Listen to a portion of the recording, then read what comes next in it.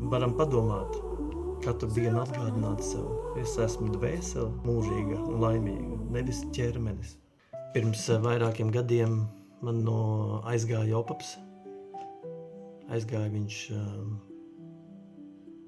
salīdzinoši viegli, viņam lēnām atteica orgāni, viņš bija mājās viens pats. Kaimiņi pieskatīgi pa laikam nāca skatīties, kā viņam ir, jo viņš tālu dzīvo.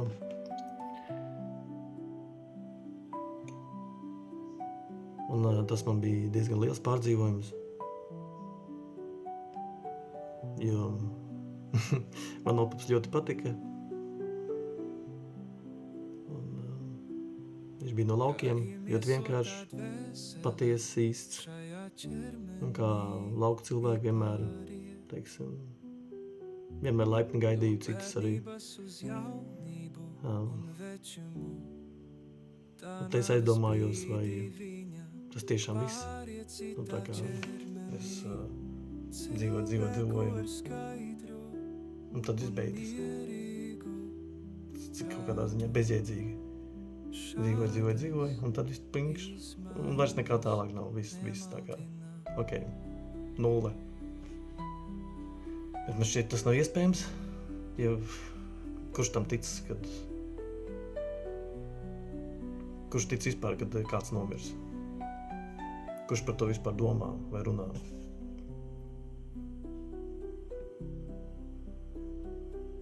Un neviens netic, ka nomirs. Un īpaši mēs ļoti baidamies no tām. Kāpēc mēs baidamies? Es, protams, dažādi var atbildēt, bet var padomāt, kāpēc es baidos nomirt. Tāpēc, ka principā es neticu, ka es varu nomirt.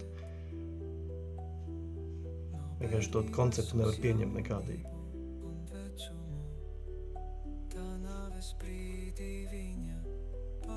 Varbūt ir tā, ka tomēr dvēseli, kas ir mūžīga, burtiskā veidā, viņai ir ķermenis šis iedots. Un tagad ķermenis savu laiku nokalpo, dažādu iemeslu dēļ, dažādos vecumos varbūt. Dvēseli pamet ķermeni. Tāpēc mēs bieži sakam, kur tu aizgāji. Kur tu aizgāji?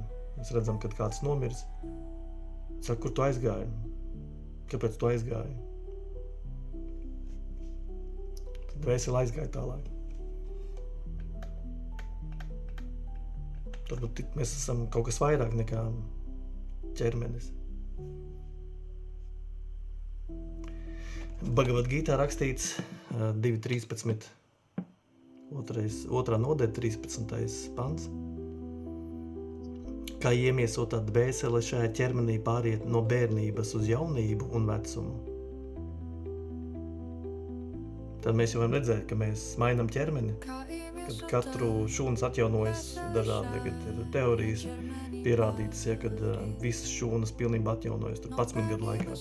Ir kas katru dienu, ir kas mēnešiem, gadiem un tā tālāk, bet pilnīgi visas šūnas, ko jūs tagad redzat, viņas ir nomainījušās. Tad jau tagad es mainu ķermeni, es tikai to neredzu. Mikroskopiskā līmenī es to redzēšu, kad es esmu jau nomainījies.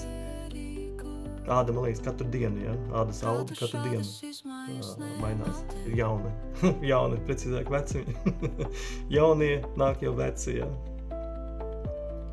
Kā iemiesotā dvēsele šajā ķermenī pāriet no bērnības uz jaunību un vecumu. Tā nāves brīdī viņa pāriet citā ķermenī. Tā nāves brīdī pāriet citā ķermenī. Nu, to mēs nevaram, tagad mēs varam novērot. Ar to nāves brīdī es to nevarēšu novērot.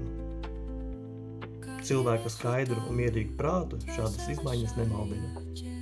Nu, mani maldina, bet cilvēkam, kuram ir skaidrs prāts un mierīgs, šāda izmaiņa nemaldina. Jo viņš zina, kad viss ir pārdzims, tas nenozīmē, ka viņš nepārdzīvo. Ir pieķeršanās un mēs tuvākos ļoti mīlam.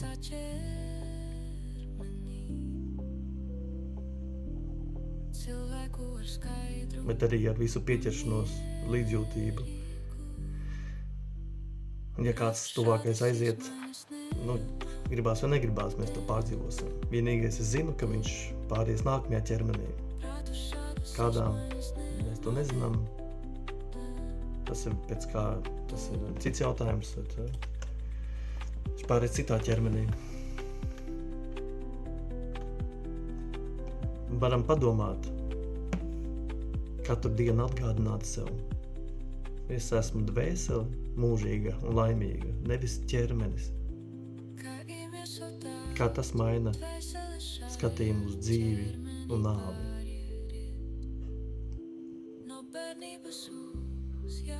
Varat padalīties komentāros vai uzdot jautājumu.